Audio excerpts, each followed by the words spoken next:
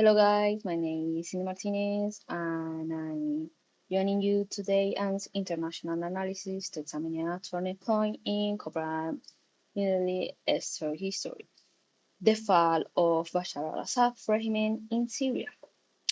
On December 8, 2024, ending more than 54 years of the Assad dynasty rules. But my goal today goes beyond recounting the facts, driving on the theoretical farmer works of Michael Foucault, Anthony Granting, and other sites. I want to ask a deeper question. What structures of power made this regime possible for so long? And more importantly, whose narratives are shaping who the world understand what happened in Syria? Let's go. To perform a proper conjugal analysis, we must first look at what Gramsci called the structure, the, the material, economic, and military conditions that they control political events. For decades, Assad survived depend on the fragile but effective architecture of external support. Russia provided air cover and political protection, the Security Council. Iran supplied weapons, finances, and proxy militias, including Hezbollah. Without them, Assad would have fallen during the 2011 insurrection, when his regime controlled vast term of Libyan territory. This late 2024, however, this architecture has fractured. Personal source in its war in Ukraine, while no longer sustain its military presence in Syria. Iran, on escalated pressure for Israel, was forced to withdraw its forces from Syrian source. This structural shift, economic, military, geopolitical, cre- created the material condition for was about unfold. On November 27, 2024, a rebels coalition led by HTA's Ayad Tahrir al-Sham launched a light offense from province of Idlib. In just 11 days, they seized Aleppo, Hama, Homs, and finally Damascus. On December 8, Bashar al-Assad fled to Russia with the family. HTS leader Abu Romanev and Julani, now known as Ahmad al-Sharaf, declared victory from the unmanaged mosque proclaimed, and Syria for are serious. January 2025, he assumed the role of interim president, with no clear electoral timeline. Nearly 600 people will have died. Over 6 million have become displaced or refugees.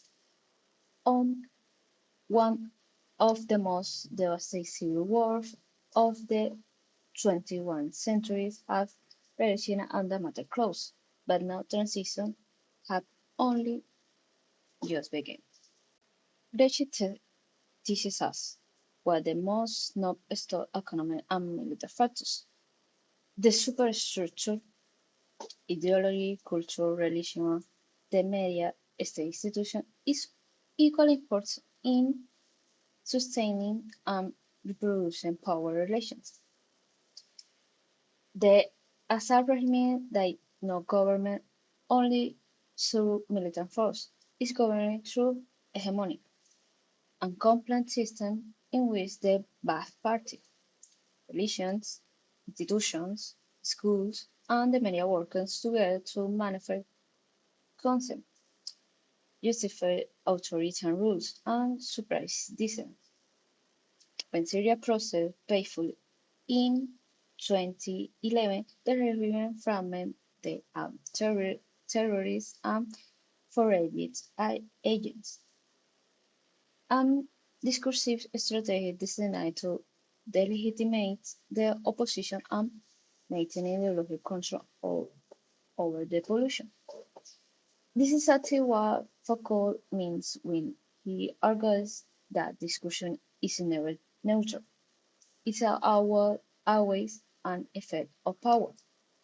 The official truth produced by the state about superiority of extremists was not a reflection of reality, but construction designed to sustain the domination. Gracia alerts that a sound conjectural analysis must expose the contradictions in its social reality. The fall of Assad revealed profound contradictions. A regime that claimed to be wards of secularism and minority rights, who is responsible for mass atrocities against its own population. Opposition government globally branding as jihadists and extremists also included democratic activities, women organizations, and civil society groups fighting for the freedom.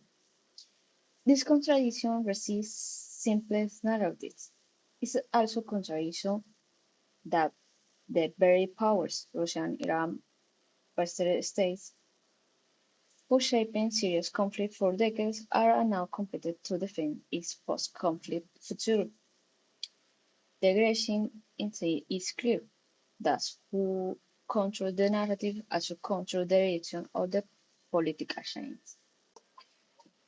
This brings me to what is perhaps the most critical dimension of the analysis, the role of Oriental discourse in the constructive serious identity as part of the global soul.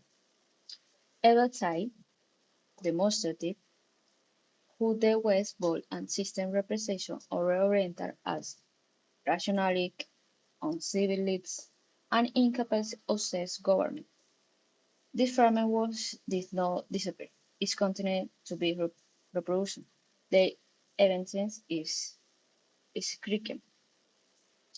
Within 24 hours as a fall, three of the most provinces American mayors outlets provinces nearly identical attitude framing the transition through winner and loser, identify women and minorities as primary victims of the new series.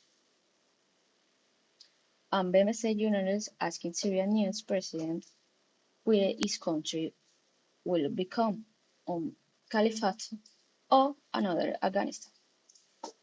These are no neutral questions. They are Orientalists as sometimes distress and journalists.